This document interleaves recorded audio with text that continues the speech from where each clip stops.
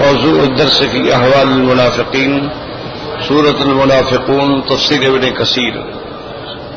الحمد لله رب العالمين والصلاة والسلام على أشرف الأنبياء وسيد المرسلين سيدنا محمد وعلى آله وأصحابه أجمعين.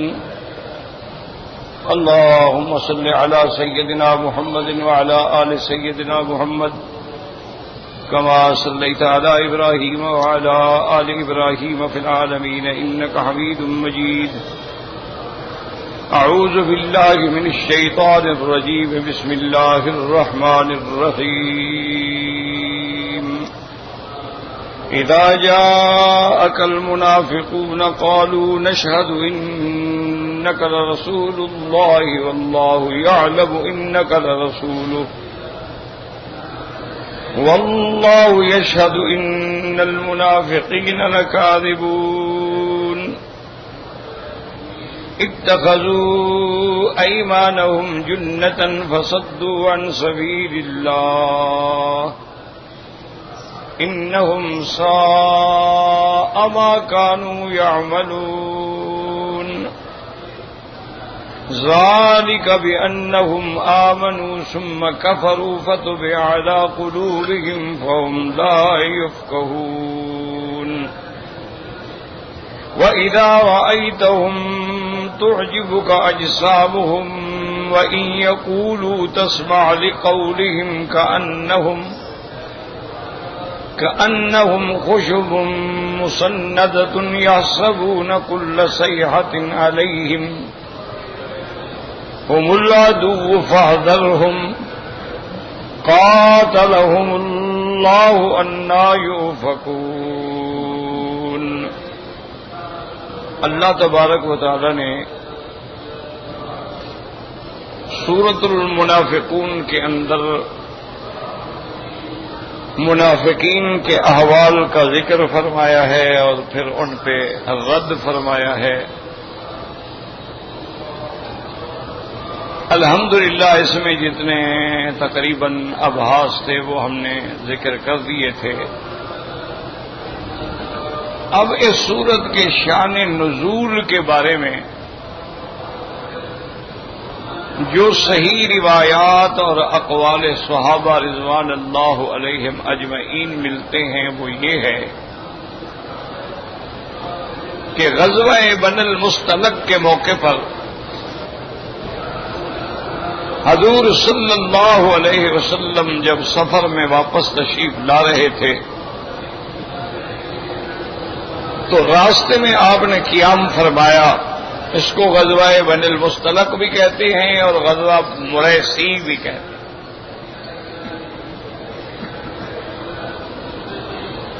تو اس دور میں بھی اور آج بھی یہی علاج ہوتا ہے کہ راستے میں صحرا ہے, کچا ہے, تو جہاں قافلے ٹھہرتے ہیں پھر وہیں کچے کنویں کھودے جاتے ہیں تاکہ پانی کا انتظام کیا جائے.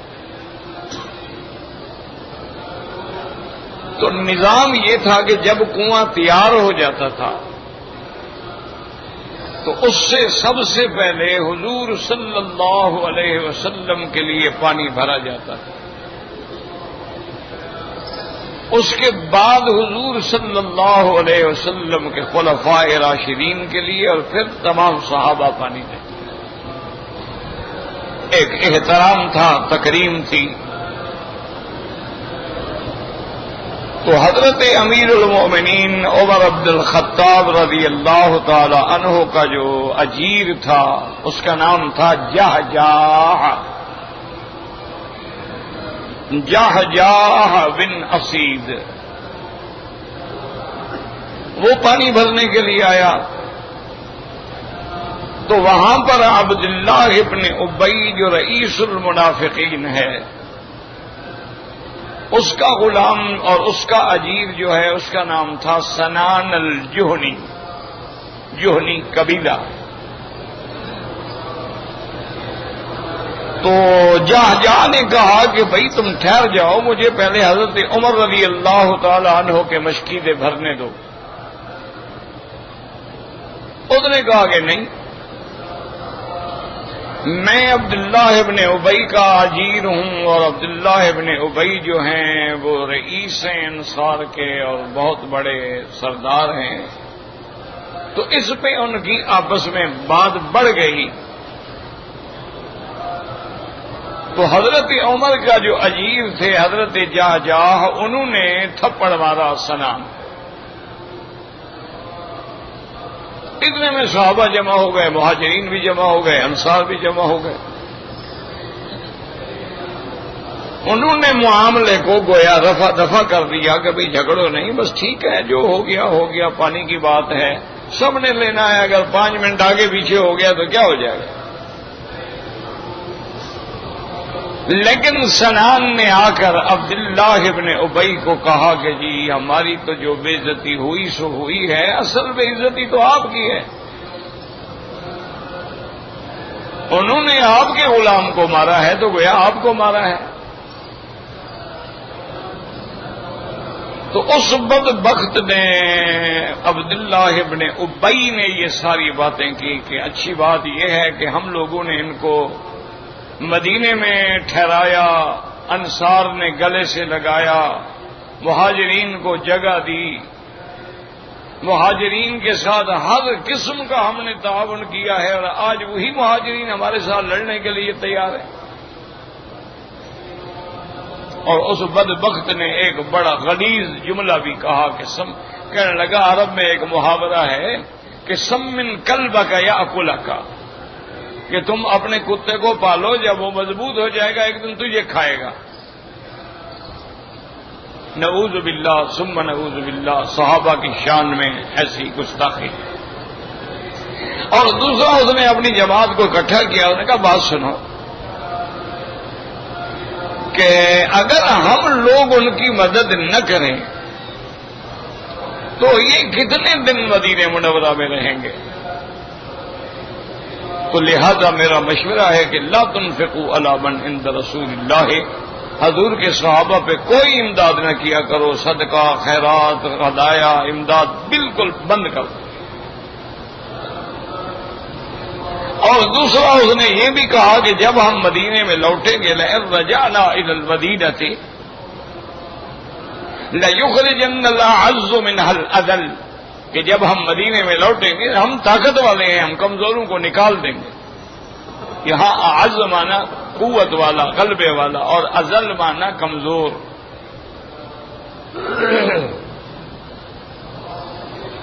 زید بن ارقم ایک صحابی ہیں،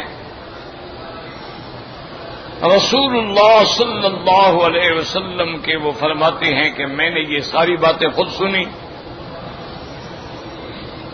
اور مجھ سے برداشت نہ ہو سکا، تو میں نے اپنے چاچے کی خدمت میں آ کے کہا کہ یا امی آج تو عبداللہ ربی یہ کہہ رہا تھا، یہ کہہ رہا تھا، یہ کہہ رہا تھا۔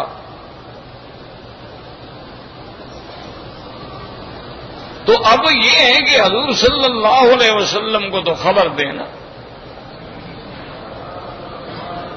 تو کہتے ہیں کہ میرا چاچا جو ہے اس نے جا کے حضور صلی اللہ علیہ وسلم کو سارا واقعہ سنایا کہ زید بن ارقم نے خود سنا ہے، اور یہ بات ہے، یہ بات ہے، یہ بات۔ حضور صلی اللہ علیہ وسلم نے عبداللہ ابن ابی کو بلایا اور کہا کہ اس کو اس کے ساتھیوں کو لے آؤ۔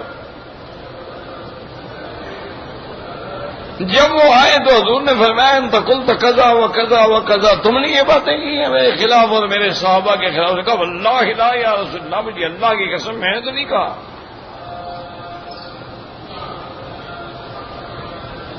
فوراً اس نے قسمیں کھانی شروع کر دی، اور اتنی زور زور سے قسمیں کھائیں کہ یا رسول اللہ آپ جیسے اعتماد لینا چاہتے ہیں، دیکھیں ہم تو آپ کے اتنا غلام ہیں کہ جنگ میں بھی ہم آپ کے ساتھ روانہ ہوئے، سفر میں بھی ہم آپ کے ساتھ رہے، میں نے ایسی کوئی بات نہیں۔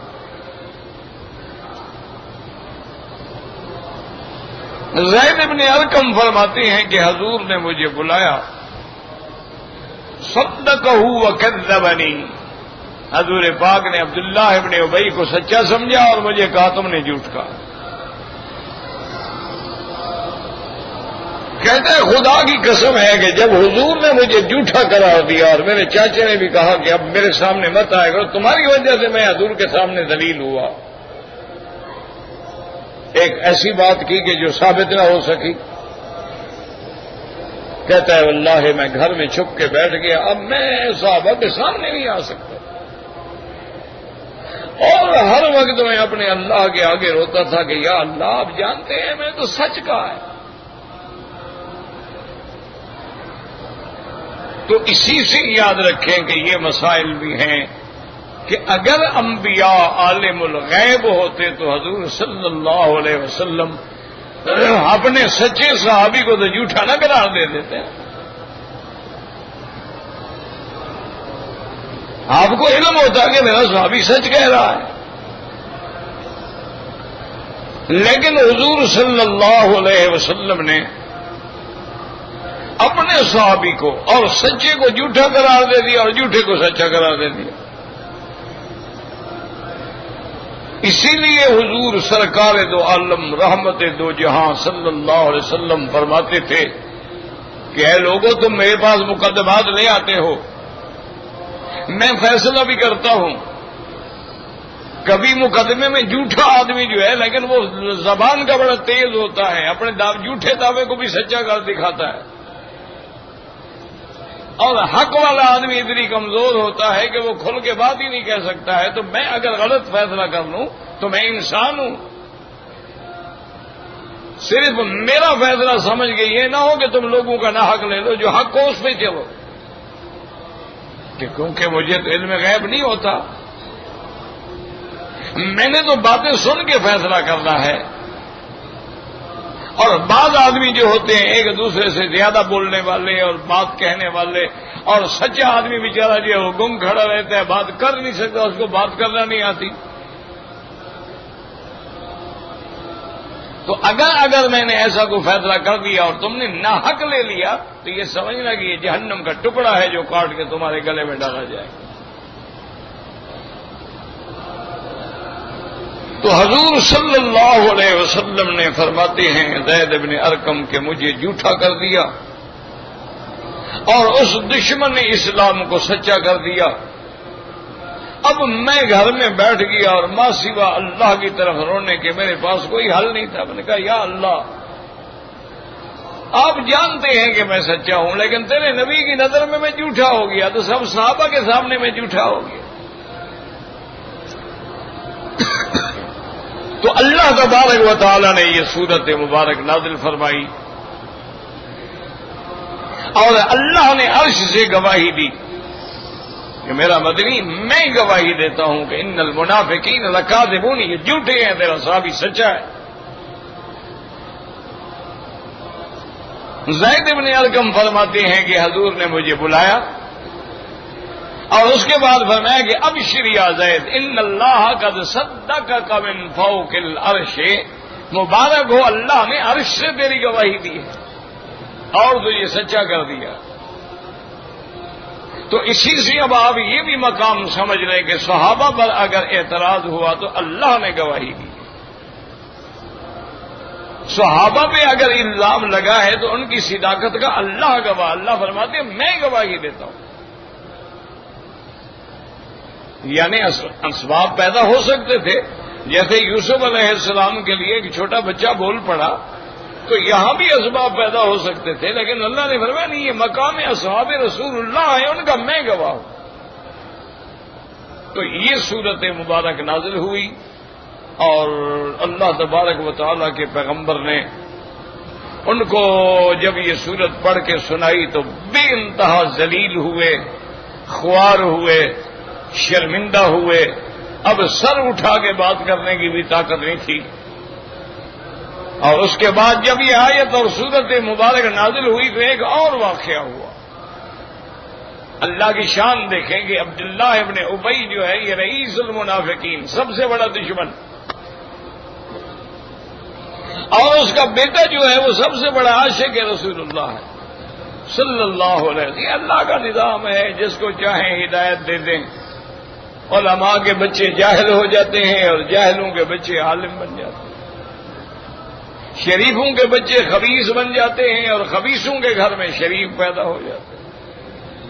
یہ اللہ کا نظام ہے، ہدایت کے فیصلے ہیں، اس کی تقدیر کے سامنے کوئی نہیں بول سکتا ہے کہ اس نے ایسا کیوں کیا۔ وہ جانتے ہیں، وہ حکمت والے ہیں، وہ حکیم ہیں، وہ علیم ہیں، وہ خبیر ہیں۔ تو ان کا بیٹا جو تھا وہ صحیح معنی میں صحابی رسول اور عاشق رسول تھا رضی اللہ تعالی عنہ۔ اس کا نام بھی عبداللہ ہے، عبداللہ ابن ابی۔ عرب میں یہ رواج ہوتا ہے کہ وہ نام رکھتے ہیں بڑوں کے نام پر۔ تو اس نے کیا کیا کہ آ کر اپنے گھر کے باہر والے دروازے پہ تلوار لے کے کھڑا ہو گیا۔ جب اس کا باپ آیا اور گھر جانے کے لیے اس نے کہا ٹھہر جاؤ۔ اس نے کہا کیا کر رہے ہو میں تمہارا؟ اس نے کہا خبردار اگر اندر قدم رکھا۔ تم نے کہا حضور اور اس کے ساتھی جو ہیں وہ ذلیل ہیں اور ہم عزت والے ہیں، ہم غلبے والے ہیں۔ لَيُخْرِجَنَّ الْعَزُّ مِنْهَا الْأَذَلَّ، کہنے لگا ابا خدا کی قسم ہے اگر وہ لفظ اپنے کلمات واپس لو اور اقرار کرو کہ تم ذلیل ہو، محمد مصطفیٰ عزت والے ہیں، اور جب تک تم یہ اقرار نہیں کرو گے خدا کی قسم میں تجھے گھر میں نہیں داخل ہونے دوں گا ورنہ میں تلوار سے تیری گردن اڑا دوں گا۔ تو یہ واقعات جو ہیں ان پہ اللہ نے اس سورت مبارکہ کو نازل فرمایا اذا جاءك المنافقون قالوا نشهد اذا جاءك المنافقون قالوا نشهد انك لرسول الله والله يعلم انك لرسوله والله يشهد ان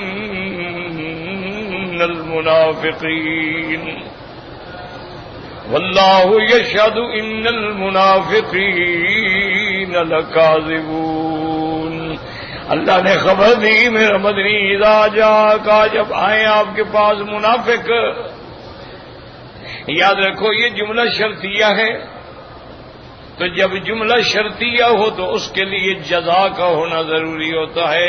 تو اذا جاءك المنافقون قالوا، اب علماء فرماتی ہیں کہ اس جملے کی جزا جو ہے، بعض علماء فرماتی ہیں کہ جزا محذوف ہے، اور بعض علماء فرماتی ہیں کہ اس کی جزا جو ہے واللہ یشہد یہ جملہ ہے، اور بعض علماء فرماتی ہیں کہ اس کی جزا جو ہے وہ اتخذوا ایمانہم جنۃ فصدوا عن سبیل اللہ، لیکن یہ جزا فاصلہ زیادہ ہے، دور ہے، لہذا وہ پہلا قول جو ہے راجح ہے کہ یہاں جزا محذوف ہے۔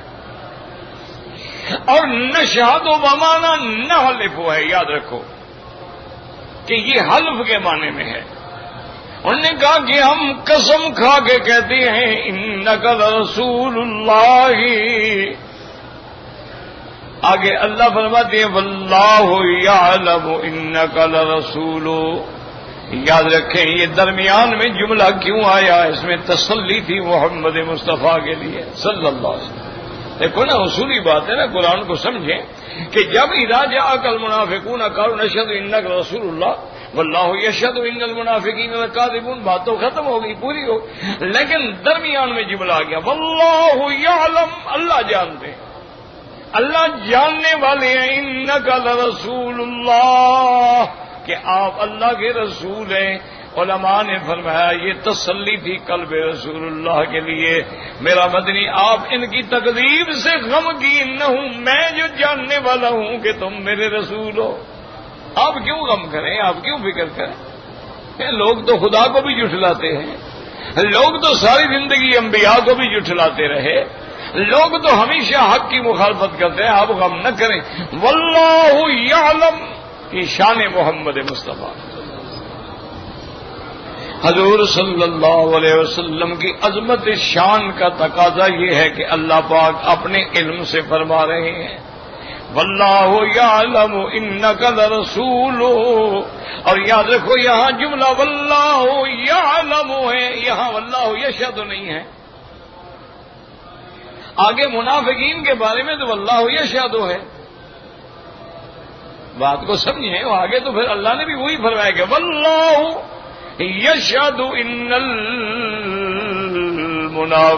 المنافقین لکاذبون۔ تو اس کی کیا وجہ ہے؟ علماء نے فرمایا چونکہ حضور کی رسالت پر تو اعتراض کوئی نہیں تھا، یہاں کسی قسم کی شہادت کی ضرورت ہی نہیں تھی، صرف اللہ کا کہنا مقصد تسلی تھی قلب محمد مصطفیٰ کے لیے۔ وہاں تو ان کا رد ہے نا، انہوں نے کہا تھا نا شہادو، اللہ نے کہا اللہ یشہد، تو اس لیے وہاں چونکہ ان نے جھوٹی حلف کھائی تھی، اللہ تبارک و تعالی نے بھی اسی طرح ان کی تردید کے اندر وہی الفاظ استعمال فرمائے، واللہ یشہد ان المنافقین لکاذبون۔ اور اس کی مثال ہے، علماء نے کہا کہ دیکھیں کہ جب حضور صلی اللہ علیہ وسلم مشرکین مکہ کے سرداروں کے ساتھ بیٹھے تھے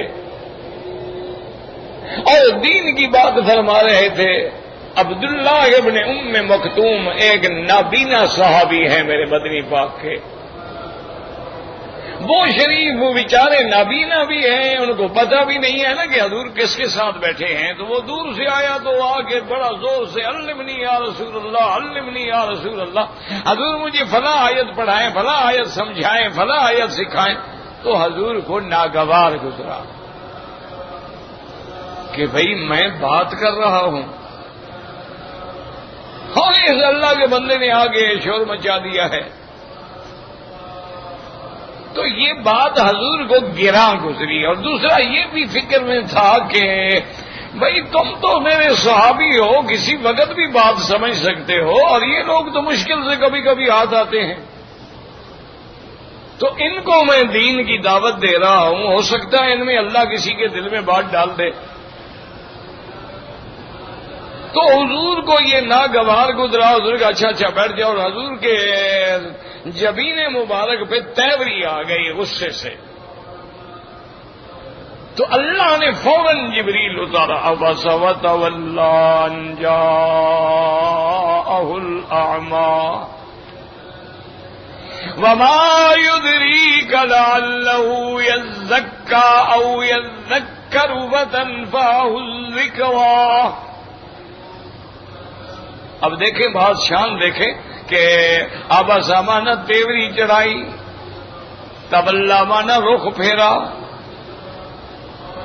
لیکن اللہ نے یہ نہیں فرمایا ابستا وتولیتا، میرا مدنی آپ نے تیوری چڑھائی، آپ نے رخ پھیرا جب وہ نابینا آیا۔ حالانکہ کہنا تو یہ چاہیے تھا نا، بھائی عتاب جو ہے حضور کے لیے ہے نا، تو حضور کو مخاطب کرنا چاہیے تھا کہ ابستا آپ نے کیوں تیوری چڑھائی، وتولیتا کیوں اعراض کیا۔ لیکن یہ شان محمد مصطفیٰ ہے کہ اللہ نے ناراضگی کا اظہار بھی کر دیا، لیکن خطاب بھی ایسے انداز میں کیا، آباسا کسی نے تیوری چڑھائی، حضور کو نہیں کہا کہ آپ نے چڑھائی۔ یہ شان محمد مصطفیٰ، یہ انداز ہے، یعنی عتاب بھی ہے اور لطف بھی ہے، یعنی ناراضگی بھی ہے اور کرم بھی ہے کہ میرا محمد مدنی ایک بندے نے تیوری چڑھائی، اور صاف بات ہے وہ تھے تو آپ، اور اس نے اعراض کیا انجاءہ الاعمی، جب وہ نابینا آیا، یہاں اشارہ کر دیا اس کو تو پتہ ہی نہیں کہ آپ کے ساتھ کون بیٹھے ہیں، وہ تو معذور ہے، پھر آپ نے کیوں تیوری چڑھائی؟ اور پھر وہ بات سننے کے بعد تو وہ تو طہارت نفسی حاصل کرے گا، بدنی حاصل کرے گا، قلبی حاصل کرے گا۔ ان کو جن کا خام خواہ جو قرآن سننا نہیں چاہتے آپ انہیں کی طرف توجہ کر رہے ہیں۔ تو یہ شان محمد مصطفیٰ ہے صلی اللہ علیہ وآلہ آلہ واصحابہ وسلم تسلیما کثیرا کثیرا، کہ اللہ پاک نے عتاب بھی فرمایا ہے، لیکن عتاب کے اندر لطف و کرم بھی فرما دیا ہے۔ اسی طرح جب حضور نے فرمایا تھا نا کہ میں شہد کی شربت نہیں پیوں گا، میں نے اپنے اوپر حرام کر دی ہے، تو اللہ کی طرف سے ناراضگی آ گئی نا، سورت تحریم نازل ہوئی نا کہ یا ایھا النبی لم تحرم ما احل اللہ، آپ نے کیوں حرام کیا اس چیز کو جس کو اللہ نے حلال کیا ہے؟ لیکن ناراضگی کے باوجود بھی خطاب فرماتے ہیں یا ایھا النبی، یہ نہیں کہا کہ یا محمد آپ نے ایسا کیوں کیا، نہیں، خطاب ہے، احترام اور اکرام ہے کہ یا ایھا النبی لم تحرم ما احل اللہ تبتغی مرضات ازواجک، اور آگے یہ بھی بتلا دیا کہ اللہ نے معاف بھی کر دیا ہے، اللہ مہربان بھی ہے، ناراضگی بھی ساتھ، معافی نامہ بھی ساتھ، اور تو کتنا دیر وہ ناراضگی رہی، ساتھ ہی تو معافی نامہ آ گیا، ساتھ ہی تو اپنی مغفرت اور رحمت کا اعلان بھی ہو گیا۔ تو اس لیے علماء نے لکھا کہ یاد رکھو یہ بھی تسلی ہے اور شان محمد مصطفیٰ ہے کہ اللہ نے فرمایا واللہ یعلم انک لرسول اللہ۔ اچھا یاد رکھو یہاں بھی موقع اضمار ہے لیکن اظہار ہے اس میں جلالہ کا، سمجھا کریں کہ انہوں نے یعنی اللہ یوں بھی فرما سکتے تھے واللہ یعلم انک لرسولہ، کافی ہے، لیکن نہیں، اظہار ہے اس میں جلالہ کا کہ واللہ یعلم انک لرسول اللہ، اللہ نے اپنا نام لیا با اس میں جلالہ کا اظہار کیا کہ تم تو اللہ کے رسول ہو، اللہ جانتا ہے۔ اللہ اکبر۔ اور یاد رکھا کریں بعض علماء نے، یہ کوئی مسئلہ نہیں ہے، بعض علماء کے تجارب ہوتے ہیں، اس کو کہتے ہیں تجارب، کہ بعض علماء نے لکھا ہے کہ جس آیت میں لفظ جلالہ اللہ اللہ اللہ کئی دفعہ آئے تو اس آیت کے پڑھنے سے آدمی اللہ سے دعائیں مانگے تو اللہ مشکل حل کر دے، کیونکہ لفظ اللہ ہے نا، اللہ تو اسم ذات ہے، اللہ ہی تو اسم اعظم ہے، اللہ ہی تو اسم الجلالہ ہے، کیونکہ باقی نام تو لوگوں نے رکھ لیے، صرف ایک ہی لفظ تو ہے، نام ہے جو کسی کو رکھنا نہیں آیا، کوئی دشمن کوئی کافر اپنے آپ کو اللہ نہیں کہلا سکا، رب کا دعویٰ کرتا رہا، ربوبیت کے دعوے کرتے رہے، لیکن یہ لات عزا منات کہتے رہے، لیکن کوئی آدمی یہ لفظ استعمال نہیں کر سکا کیونکہ اللہ کا اسم ذات ہے۔ تو اب دیکھیں یہاں کتنے دفعہ آیا اذا جاءك المنافقون قالوا نشهد انك لرسول الله، اللہ آگے ہے واللہ یعلم انك لرسوله، اور پھر رسول اللہ واللہ یعلم انک لرسولہ واللہ یشہد ان المنافقین لکاذبون، ایک آیت میں 3 دفعہ اس میں جلالہ ہے۔ اچھا، اور اسی طرح علماء نے لکھا ہے کہ قرآن میں جہاں اس میں جلالہ جمع ہو جائے ان آیات میں بھی اللہ سے دعا مانگو تو قبول ہوتی ہے، جیسے آتا ہے اذا جاءتہم رسول اللہ، اور اس کے بعد فوراً جاتے اللہ اعلم حیث یجعل رسالتہ، اللہ اعلم ہے۔ تو بہرحال کیونکہ للہ الاسماء الحسنی، اللہ کو اللہ کے ناموں سے پکارا کرو، اللہ سے مانگا کرو، اللہ سے مانگنا ہے تو اللہ کے اسماء سے پکارا کرو، اللہ کے ناموں سے پکارا کرو، چاہے تو 99 نام کٹھے پڑھ کے پکار لو، یا چاہے جو تمہارا کام ہے، مثلا تمہارے رزق میں کمی ہے تو یا رزاق یا وہاب یہ پڑھو، اگر تمہارے اندر مثلا کمزوری ہے تو یا قوی ہو یا متین ہو یہ پڑھو، اگر تمہاری آنکھوں کے نور میں کمزوری یا نور ہو یا نور السماوات والارض، تو اللہ کے ناموں سے مانگا کرو، اصل دعا جو ہے وہ ہوتی ہے۔ اس لیے اللہ تبارک و تعالی آگے فرماتے ہیں اتخذوا ایمانہم جنتا فصدوا، اتخذوا یعنی منافقین نے، ایمانہم، ایمان جمع جو ہے نا یہ یمین آتا ہے، ایمان جو ہے الف کی فتح کے ساتھ مراد قسم ہے، اگر کسرہ ہو ایمانہم تو مراد ایمان ہوتا ہے، سمجھ آ گیا؟ تو یہاں زیادہ راجے کی رات جو ہے فتح کی ہے، ویسے کسرہ بھی پڑا ہے قرآن نے. اتخذوا ایمانہم، انہوں نے اپنی قسموں کو ڈھال بنا لیا. جنت مانا ڈھال.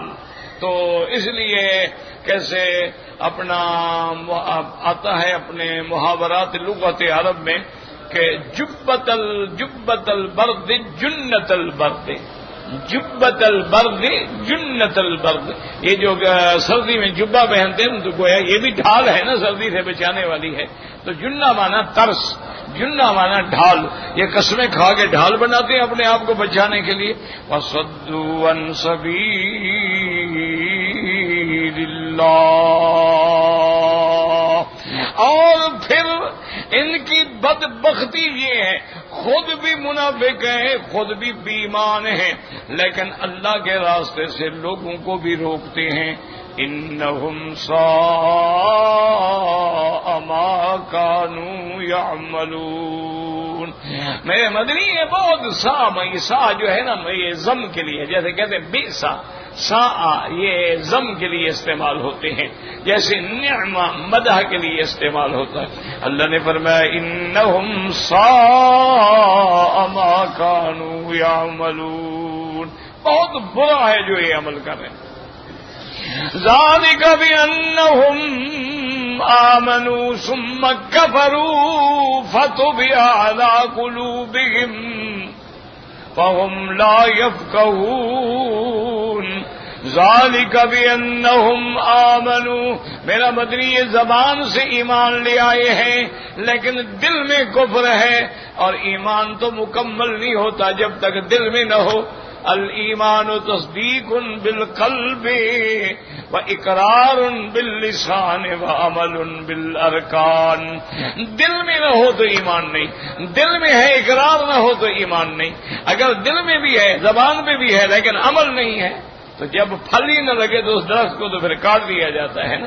تو اگر ایمان کا ثمر نہ ہو، ایمان کا پھل نہ ہو، اس لیے ہر جگہ آئے گا ان الذین آمنوا وعملوا الصالحات، ہر جگہ عمل صالح کا ذکر ہوگا کیونکہ ایمان کا پھل تو نظر آئے نا، ثمر تو نظر آئے نا. اللہ نے فرمایا ذالک بأنہم آمنوا، یعنی ظاہرا، ثم کفروا، پھر دل میں کفر. فطبع علی قلوبہم، ان کے اس عمل سے اللہ نے بھی ان کے دلوں پہ مہر کر دی ہے. جب مہر لگ گئی تو فہم لا یفقہون، اب یہ سمجھ نہیں رکھتے. جب دل پہ اللہ نے سیل لگا دی ہے اب وہ کفر باہر نہیں آ سکتا، ایمان اندر نہیں جا سکتا. اور اللہ نے سیل کیوں لگا دی ہے؟ ان کے کفر کی وجہ سے. انہوں نے اپنے آپ کو اس جرم کا مستحق بنایا ہے، تب اللہ نے مہر لگائی. فطبع علی قلوبہم فہم لا یفقہون.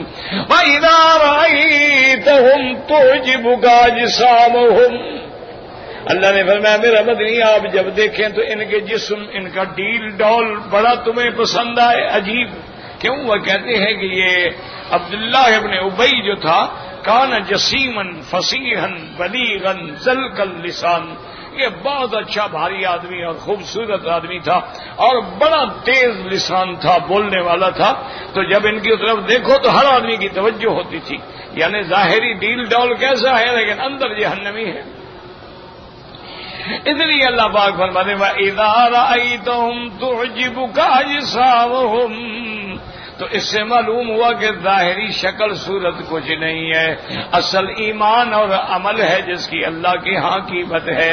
اس لیے آتا ہے ان اللہ لا ينظر الى صورکم، اللہ تمہاری صورتیں نہیں دیکھتے. گورے چٹے تو پھر انگریز بہت زیادہ ہے، گورے چٹے تو کافر زیادہ ہوتے ہیں، تو اللہ شکلیں نہیں دیکھتے، اللہ تو دیکھتے ہیں تمہارے دل کے اندر ایمان کی کتنا دولت ہے.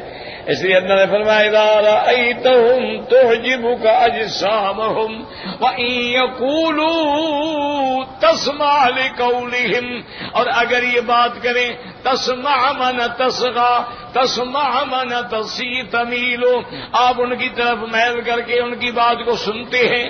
یعنی ان کی شکل بھی ایسی ہے، لباس بھی ایسا ہے، اور بات کا انداز بھی ایسا ہے کہ جب وہ بات کریں تو آپ بھی ان کی باتوں کو سنتے ہیں۔ وَإِن يَقُولُوا تَسْمَعْ لِقَوْلِهِمْ، آگے اللہ فرماتی ہیں كَأَنَّهُمْ خُشُبٌ مُّسَنَّدَةٌ يَحْسَبُونَ كُلَّ صَيْحَةٍ عَلَيْهِمْ۔ اب سمجھیں، اللہ فرماتے ہیں کہ ایسے ہیں کہ جیسے کسی لکڑی کو دیوار کے ساتھ کھڑا کر دیا جائے۔ تو اس کا کیا مطلب ہوا کہ کأنہم خشب مسندہ،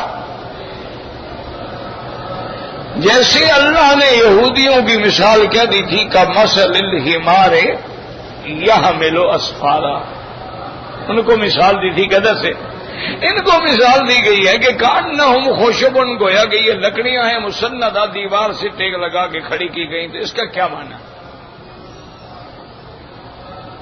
بعض علماء فرماتے ہیں کہ اس کا مطلب یہ ہے کہ جیسے کوئی ٹمبر کا کاروبار کرتا ہے، لکڑیوں کا ٹمبر مارکیٹ میں، تو جو سب سے اچھی لکڑی ہوتی ہے نا، خوبصورت ہوتی ہے اور بے داغ ہوتی ہے، اس کو وہ بطور نمونہ دیواروں کے ساتھ کھڑا کر دیتے ہیں تاکہ دیکھنے والا اندازہ لگائے کہ یار ان کے پاس بڑی اچھی لکڑیاں ہیں۔ تو بعض علماء فرماتے ہیں یہ بھی اسی طرح بس دیکھنے میں ہے، ویسے کچھ نہیں، یہ بھی وہ دیکھنے والی بات ہے۔ کأنہم خشب مسندۃ، ایک بات یہ ہے، اور بعض علماء نے فرمایا کہ نہیں، اس کا معنی یہ کأنہم خشب مسندہ، یہ ایسی ہے جیسے لکڑی کو آپ دیوار سے لگا دیں، اگر دیوار نہ ہو تو پھر کیا ہوگا؟ گر جائے گی نا لکڑی۔ تو یہ بھی بیچارے قسمیں کھا کھا کے ٹیک لگائے ہوئے ہیں، ورنہ تو 1 منٹ میں مارے جائیں۔ تو گویا یہ کأنہم خشب مسندۃ، یہ ایسی ہیں۔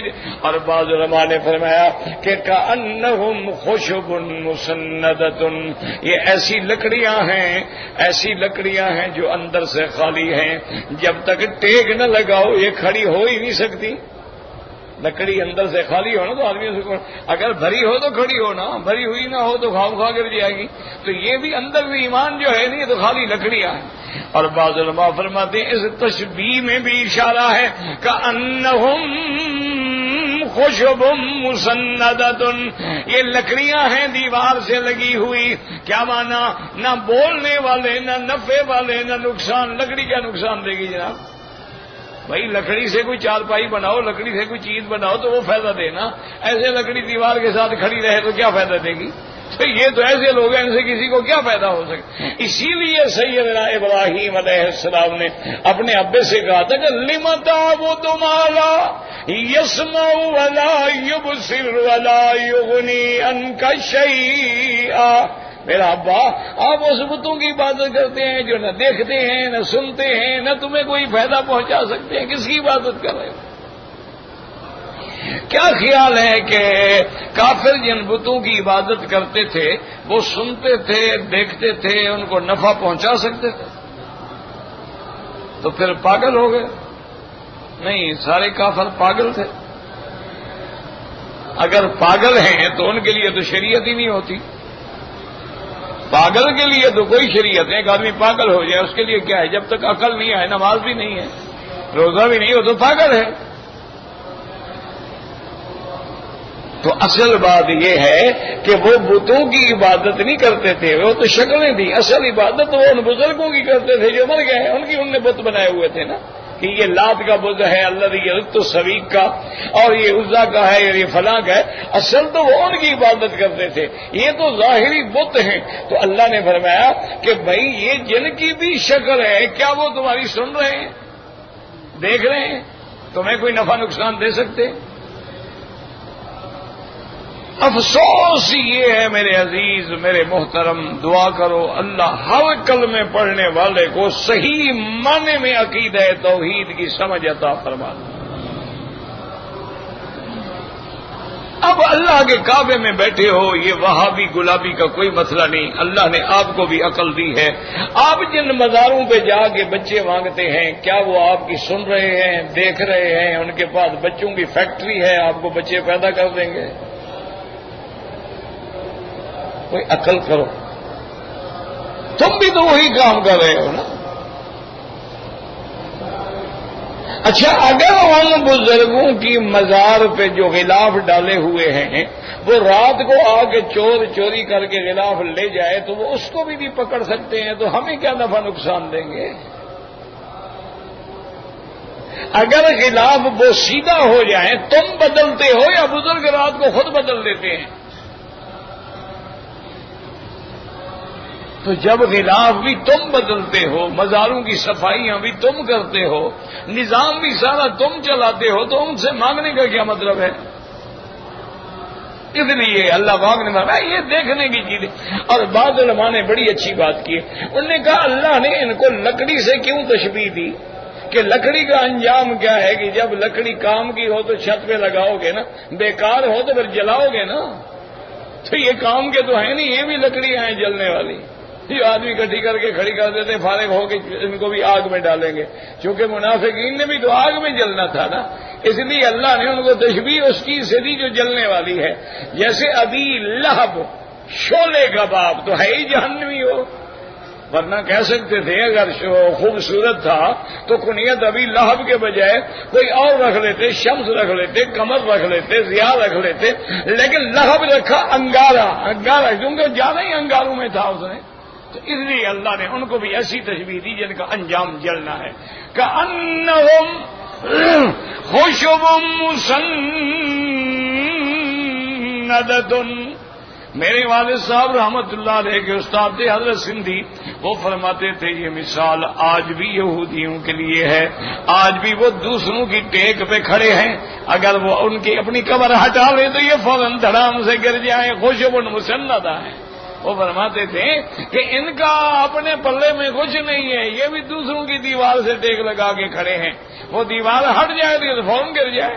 کأنہم خشب مسندۃ یحسبون کل صیحۃ علیہم، اب جب کوئی آواز ہوتی نا، حضور بیٹھے ہیں تو کوئی آواز ہے، پتہ نہیں ہمارے خلاف تو نہیں کوئی بات ہو رہی، کیونکہ اندر جو چور ہے تو چور کی داڑھی میں تنکا، کوئی کسی کا نام لو کہ یار میرا نام تو نہیں لے رہا، اس لیے آدمی مولوی کوئی شراب کی مذمت کرے نا، شرابی بیٹھو کہتے ہاں معلوم ہوتا ہے مولوی صاحب کو میرے بارے میں کسی نے کہا ہے، کوئی سود خور بیٹھا ہو کہتے اچھا آج میری شکایت کسی نے پہنچ، مولوی صاحب مجھے لگے ہوئے تھے، کیوں؟ اس کے اندر جو چور ہے وہ اس کو بولنے مجبور کر رہا ہے، تو ان کے اندر بھی چونکہ چور ہے، منافق ہے، وہ کہتے پتہ نہیں ہمارے بارے میں کوئی وحی آ گئی، ہمارے بارے میں کوئی بات ہو گئی، ہم تو کہیں یحسبون کل صیحۃ، ہر چیز ہر آواز سمجھتے ہمارے اوپر ہے۔ اللہ نے فرمایا کہ یہی وہ دشمن ہیں، ہم العدو فاحذرہم، آپ ان سے بچیں۔ قاتلہم اللہ، یاد رکھو قاتلہم اللہ کا معنی اہلکہم اللہ، اللہ ان کو ہلاک کرے، قاتلہم اللہ لعنہم اللہ، قاتلہم اللہ طردہم اللہ، ایک ہی معنی ہے، اللہ ان کو ہلاک کرے، اللہ ان کو برباد کرے، اللہ ان کو دور کر دے، اللہ ان پہ لعنت کرے۔ انا یؤفکون، یہ سارے دلائل دیکھنے کے بعد، میرے مدنی کی رسالت دیکھنے کے بعد، میرے مدنی کی صورت سیرت دیکھنے کے بعد کہاں بھاگے جا رہے ہیں، کیوں منافقت کر رہے ہیں، یہ کیسے جاہل ہیں، ان پہ اللہ کی لعنت ہو، واللہ اعلم۔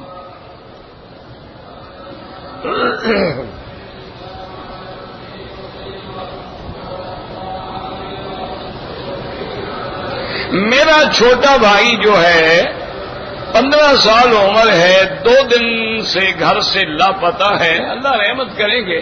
ویسے علماء نے لکھا ہے کہ یا جامع یا لطیف، اللہ کے نام ہیں، ان کو پڑھ کے دعا مانگو، اور بعض علماء نے لکھا ہے کہ سورۃ والضحیٰ جو ہے اس کو زیادہ تلاوت کریں، اور جب آیت آئے وَوَجَدَكَ ضَالًّا فَهَدَىٰ تو اس کے لیے دعا مانگیں، اللہ پاک رحمت کریں گے۔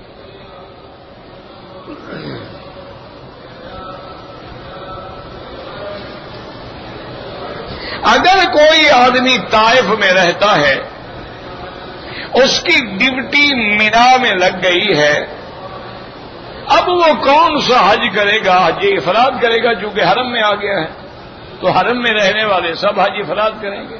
مینا بھی حرم ہے، مکہ بھی حرم ہے، میقات کے اندر آ گیا ہے ابھی۔ اگر کسی آدمی نے شوال میں عمرہ کیا ہے اور اس نے حج نہیں کرنا ہے، اس پہ کوئی دم نہیں، خدا کے بندے کس بات کی دم ہے؟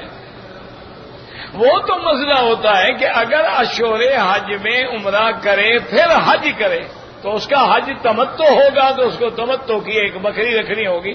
وہ حج کر ہی نہیں رہا تو اس پر کس بات کی دم ہے بھائی؟ جتنا مرضی آئے عمرے کرے۔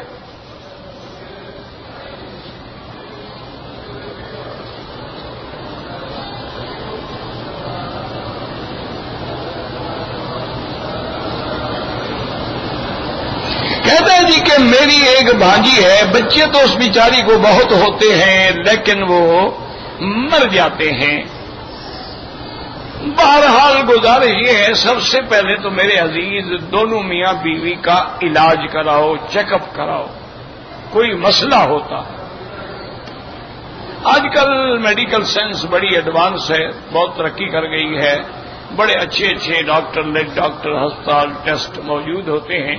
پہلے تو وہ کرائے، اور اس کے بعد یہ ہے کہ اللہ تبارک و تعالی سے قرآن پاک کی جو آیات ہیں اولاد کے بارے میں، رب ہب لی من لدنک ذریۃ طیبہ رب لا تذرنی فردا وانت خیر الوارثین ان اللہ یمسک السماوات والارض ان تزولا، یہ آیات پڑھ کے اللہ سے دعا مانگیں، اللہ تبارک و تعالی اولاد عطا فرمائے، اور اولاد صالحہ بھی ہو اور طول العمر بھی ہو۔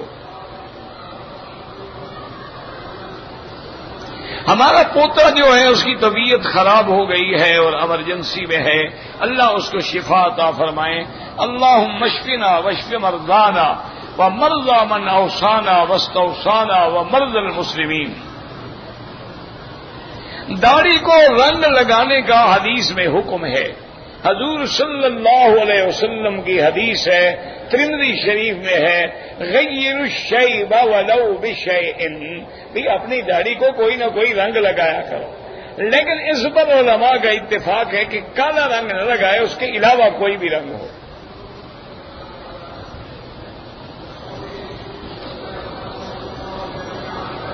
عورت اگر نفل نماز عورتوں کو امام بن کے تراویح پڑھاتی ہے، نفل پڑھا، کوئی حرج نہیں۔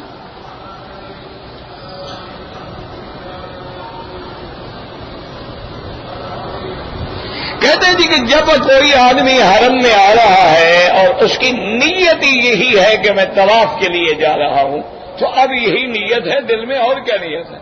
بس آئے اور بسم اللہ اللہ اکبر وللہ الحمد اپنا شروع کر۔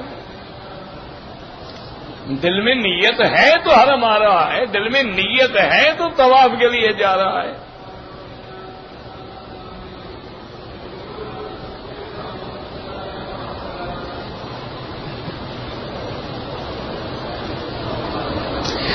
اگر حنفی مسلک کے مطابق آدمی جنازہ گاہ میں جنازے کے وقت پہنچ گیا، اس کے اوپر جنازہ پڑھنا چاہیے، اس کو نہیں پڑھا تو کوئی بات نہیں، فرض کفایہ ہے،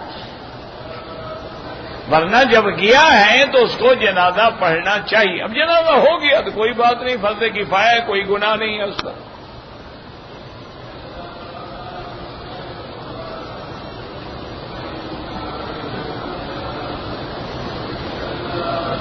کہتے جی کہ جب ہم سفر میں ہوتے ہیں تو نماز قصر پڑھتے ہیں۔ یاد رکھو قصر جو ہے نا، یہ کاف کعبے والے سے نہیں ہے، دوسرے قاف سے ہے۔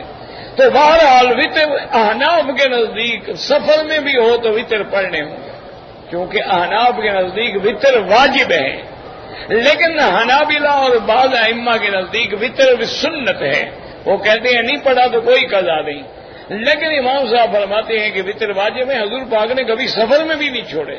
تو جب ایسی چیز ہو کہ فرض کے بعد جس کی اتنی اہمیت ہو تو وہ وجوب کے درجے میں آ جاتی ہے۔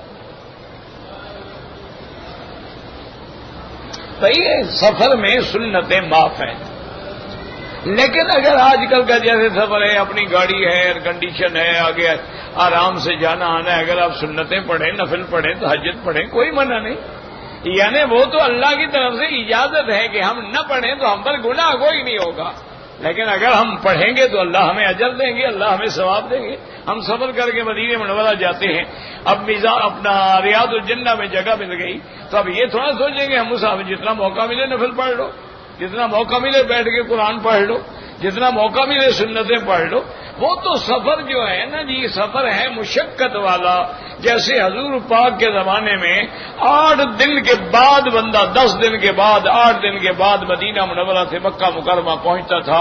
اونٹوں کے سفر ہوتے تھے، احرام میلے کچیلے ہو جاتے تھے، بال میلے کچیلے ہو جاتے تھے، بدن مٹی سے بھر جاتے تھے، نہ رات کو سکون ملتا تھا نہ دن کو سکون ملتا تھا. تو ایسے حالات میں اللہ نے رعایت کی بھی سنتیں نہ پڑھو اور فرض بھی 4 کے بجائے 2 پڑھ لو. لیکن اگر آرام ہے پڑھیں تو ثواب ہے. کئی صحابہ اس زمانے میں بھی سفر میں بھی روزہ رکھتے تھے. اس لیے بی بی عائشہ فرماتی ہے کہ مسافر کو روزہ نہ رکھنے کی اجازت ہے، لیکن ہم میں سے جو روزہ رکھتے تھے ان پر بھی کوئی عیب نہیں لگاتا تھا، اور جو روزہ نہیں رکھتے تھے ان پر بھی کوئی اعتراض نہیں کرتا تھا کہ گنجائش تو ہے. لیکن اگر موقع ہے، جیسے آج کل آپ دیکھیں ہوائی جہاز میں آتے ہیں ایئر کنڈیشن ہے، بسوں میں آتے ہیں ایئر کنڈیشن ہے، کاروں میں جا رہے ہیں ایئر کنڈیشن ہے، گھر کے ہوٹل میں آ گئے ایئر کنڈیشن ہے، حرم میں آ گئے. یعنی آج کل کیا روزے کا مسئلہ ہے، پتہ نہیں لگتا بندے کو کہ روزہ ہے کہ نہیں ہے.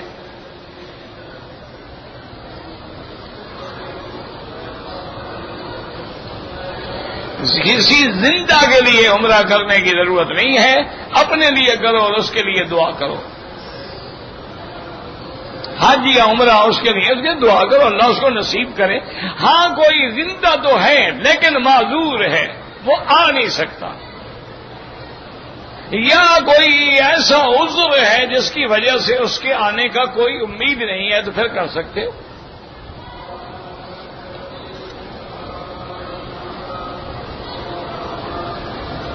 گھر کی زمین میں سے مسجد میں شامل کریں، بالکل کریں، اچھی بات ہے.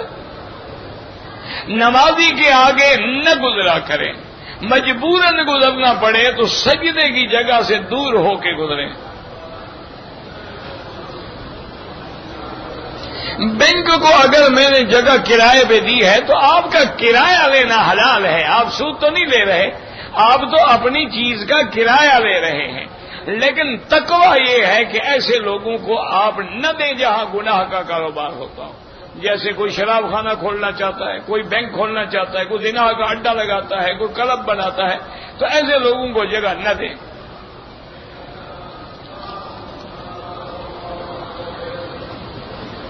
ہمارے بیٹے نے آپ کے بارے میں بڑی گستاخیاں کی. کوئی بات نہیں، اللہ ہدایت دے. یار یہ کوئی مسئلہ ہے تو ہمیں اگر 100 آدمی تعریف کرے گا 200 آدمی گالیاں بھی دیتا ہے، ہمیں تو پہلے حوصلہ ہونا چاہیے.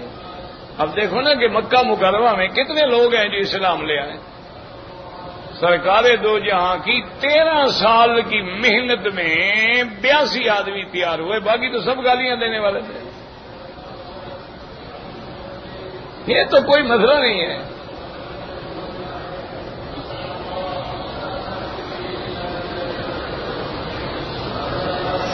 میں نے حج شوال میں بدل عمرے کی، اب حج بھی بدل کرنا ہے تو بہرحال آپ ایک بکری دیں گے.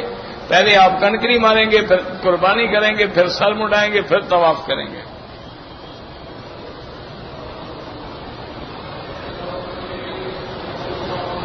عمرہ میں نے کر لیا ہے شوال میں، حج کروں گا تو آپ کا حج تمتع ہوگا، دوبارہ عمرے کی کوئی ضرورت نہیں. میں نے پہلے حج نہیں کیا ہے، اب جدہ سے مکہ آ گیا ہوں، حج افراد ہوگا آپ کا. جدے والوں کا بھی افراد ہوگا، مکے والوں کا بھی افراد ہوگا. جو بھی میقات کے اندر ہیں ان کا افراد ہوگا. یوں سمجھ لو میقات ہے طائف، ادھر میقات ہے مدینہ پاک، ادھر ہے رابغ، ادھر ہے یلملم. اس کے اندر جتنے لوگ ہیں ان کا افراد ہے. اگر آدمی حتیم میں نماز پڑھ رہا ہے، آگے سے عورت گزر جائے تو عورت کے گزرنے سے نماز قطع نہیں ہوتی، لیکن آپ ایسی جگہ کھڑے ہوا کریں کہ کسی عورت کے گزرنے کا امکان نہ ہو، نماز تو ہو جائے گی۔ کہتے ہیں جی کہ محرم کے مہینے میں شادی کرنا جائز نہیں ہے، یہ تو کوئی شیعہ کا مذہب ہو تو ہو، اس کا عالم اسلام سے یا اہل سنت سے تو کوئی تعلق نہیں۔ اچھا وہ بھی ایسا جھوٹ بولتے ہیں، ادھر ان کی کتابوں میں ہے کہ حضرت نے اپنی اولاد کی، حضرت حسین نے علی اکبر کی شادی محرم میں وہی کی تھی۔ اس کا معنی پہ تو سنت حسین بھی ہو گئی۔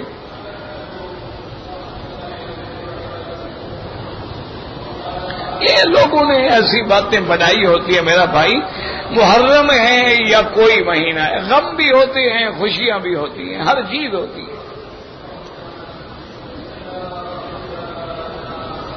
میں نے پہلے حج میں اسرا پھروایا، دوسرے حج میں چوتھائی بال کاٹے، کوئی حج نہیں، حج تو ہو گیا لیکن ترقی کرنے کے بجائے آپ پیچھے آنے لگ گئے، یعنی پہلے سال تو عمل کر لیا، پھر بھی اسرا پھراؤ، افضل اسرا ہے۔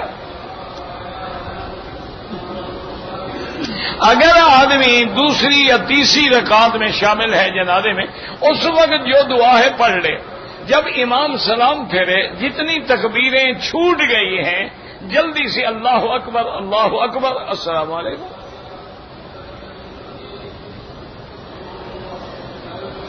اگر 4 رکعت والی نماز ہے تو تشہد کے بعد درود نہ پڑھیں، پہلے قاعدہ اولا میں، بعد میں اب پورا درود پڑھیں گے۔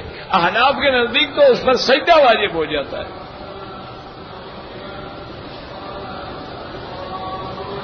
مدینہ منورہ جاتے ہوئے اگر آپ اکیلے نماز پڑھیں قصر ہے، چاہے راستے میں پڑھیں چاہے مدینے میں پڑھیں، جب امام کے پیچھے پڑھیں گے تو پوری پڑھیں گے۔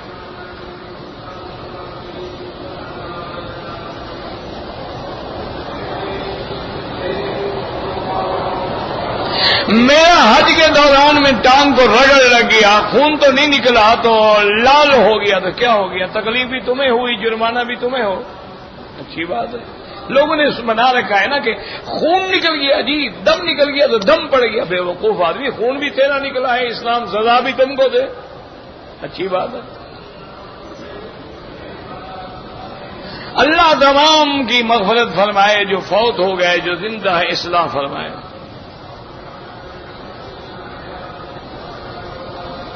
میرا کلاس فیلو ہے، اس کو ہائپرٹائٹس ہو گیا تھا، اللہ معاف کرے، وہ زمزم اسی نیت سے پیتا رہا، اللہ نے شفا دے دی، تو اس میں کیا شبہ ہے؟ زمزم شفا ہے، جب حضور نے فرمایا جس کو شفا نہ ہو اس کے اپنے ایمان میں خلل ہے، اس کے اعتقاد میں خلل ہے، ورنہ زمزم تو شفا ہے۔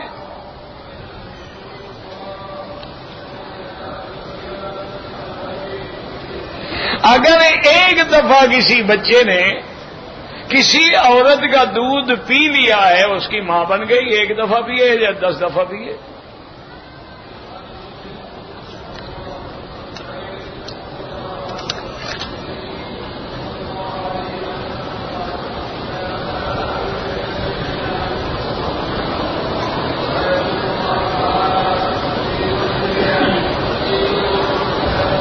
میں جو میرے بھائی نے مجبور کیا اور کہ تم اگر بیوی کو طلاق نہیں دو گے تو میں خودکشی کر لوں گا، تو میں نے بیوی کو طلاق دے دی۔ حنفی مسلک میں 3 طلاقیں دینے سے کام پکا ہو گیا، اب وہ آپ پر حلال نہیں ہو سکتی جب تک کہ حلالہ نہ ہو۔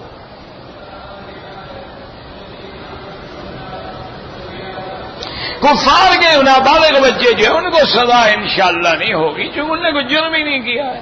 بعض علماء فرماتے ہیں کہ وہ اعراف میں ہوں گے، اور بعض علماء فرماتے ہیں کہ نہیں، بچوں کو اللہ کوئی سزا نہیں دے۔ واللہ اعلم۔